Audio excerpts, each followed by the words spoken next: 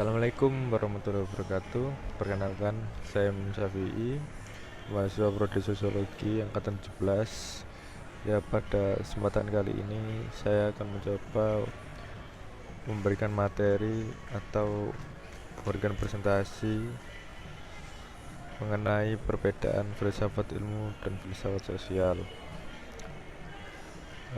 Yang pertama adalah pengertian filsafat ilmu. Filsafat dan ilmu adalah dua kata yang saling memiliki keterkaitan. Hal tersebut dikarenakan sebuah ilmu tidak akan bisa terlepas dari peranan filsafat, dan pengembangan dari sebuah ilmu dapat memperkuat keberadaan filsafat. Adanya filsafat dapat mengubah pemikiran masyarakat Yunani yang pada mulanya misosentris menjadi logosentris, sehingga pola pikir masyarakat tidak lagi tergantung pada dewa, melainkan pada rasio. Filsafat berasal dari kata filosofia yang terdiri dari dua kata, yakni philos yang berarti cinta dan sophos yang berarti kebijaksanaan. Sehingga secara etimologi filsafat memiliki arti cinta, kebijaksanaan atau kebenaran. Pengertian filsafat menurut para filsuf yang pertama, upaya spekulatif guna menyajikan pandangan menyeluruh mengenai realitas. Yang kedua, memiliki upaya untuk menggambarkan hakikat dan realitas. Yang ketiga, upaya untuk menentukan batas dan jangkauan pengetahuan. Yang keempat, untuk penyelidikan kritis atas pengandaian dan pernyataan dari berbagai bidang pengetahuan. Yang kelima, disiplin ilmu guna melihat apa yang dikatakan dan mengatakan apa yang dilihat. Selanjutnya, pengertian filsafat secara terminologi. Menurut Muhammad Hatta, filsafat tidak perlu dijelaskan definisinya, karena setiap orang memiliki titik tekan dalam definisinya sendiri, sehingga menurut kedua tokoh tersebut, seorang peneliti dibebaskan untuk meneliti terlebih dahulu, kemudian menyimpulkan pengertian itu sendiri.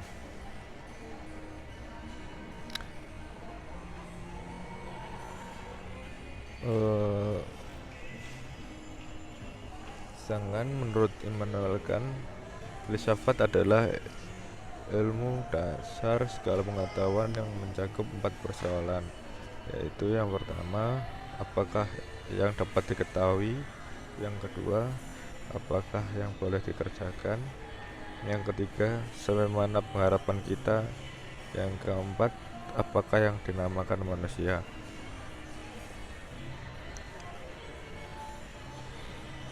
Filsafat ilmu memiliki 5 tujuan.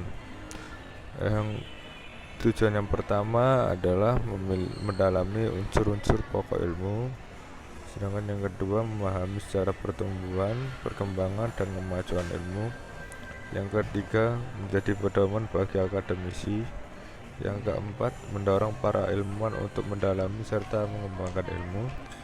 Yang kelima, mempertegas persoalan sumber dan tujuan antara ilmu dan agama agar tidak ada pertentangan. Yang selanjutnya adalah filsafat sosial.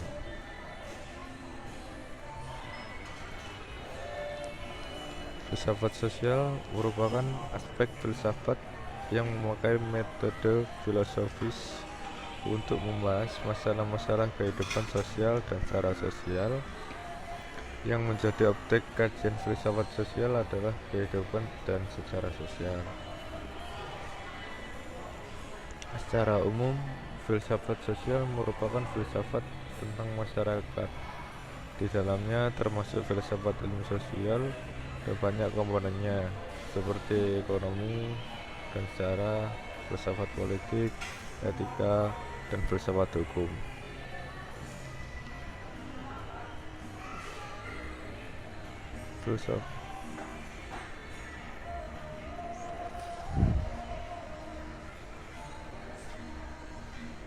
Filsafat sosial memiliki dua aktivitas, yaitu konseptual yang menjelaskan apa yang seadanya atau what the really is, dan normatif yang menjelaskan apa yang seharusnya atau what the really ought to be. Selanjutnya, filsafat sosial merupakan ilmu yang pertama melahirkan sosiologi, psikologi sosial, ekonomi, sejarah, dan teori-teori sosialnya, dan yang kedua menimbulkan filsafat politik, etika, dan hukum. Jadi filsafat sosial tidak melulu dipenuhi oleh penjelasan tentang masyarakat, tetapi juga penjelasan tentang bagaimana mengubah masyarakat. Tidaklah mengherankan jika salah satu dari filsafat sosial adalah pemberontakan.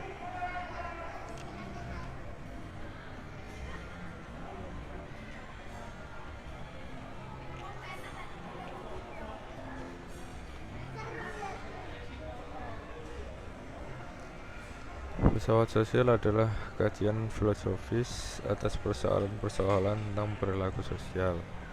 Dengan demikian, ia dapat membawa spektrum masalah yang luas, dari makna individu ke legitimasi hukum, dari kontrak sosial ke kriteria revolusi, dari fungsi tindakan sehari-hari ke dampak ilmu atas kebudayaan. Filsafat sosial berupaya untuk memahami pola dan nuansa perubahan dan kecenderungan masyarakat.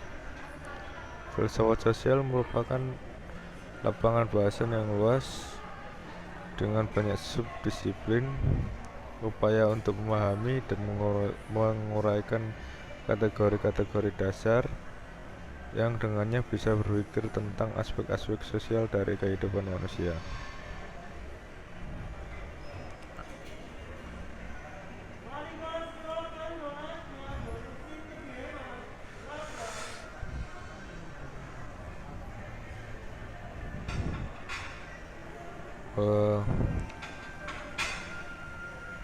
Berikut topik diskusi filsafat sosial.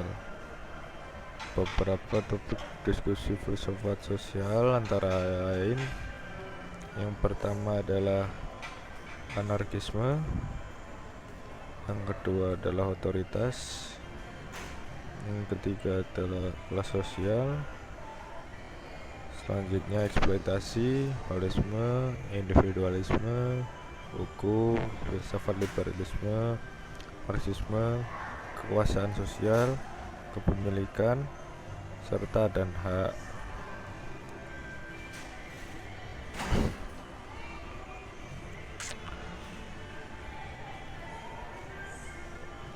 Sedangkan ruang lingkup filsafat sosial sendiri yaitu mempertanyakan dan membicarakan persoalan dalam masyarakat, society dalam individualisme, persoalan individual dalam hubungan dengan negara. Yang ketiga, persoalan yang menyangkut hak-hak asasi dan otonomi.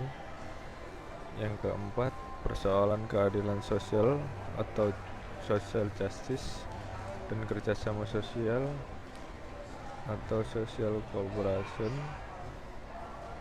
Yang kelima, persoalan keadilan atau justice dan kebebasan atau freedom. Yang keenam, persoalan antara moral dan hukum. Yang ketujuh, persoalan masalah moral dan kebebasan atau morality and freedom. Yang kedelapan, persoalan masalah ilmu-ilmu sosial.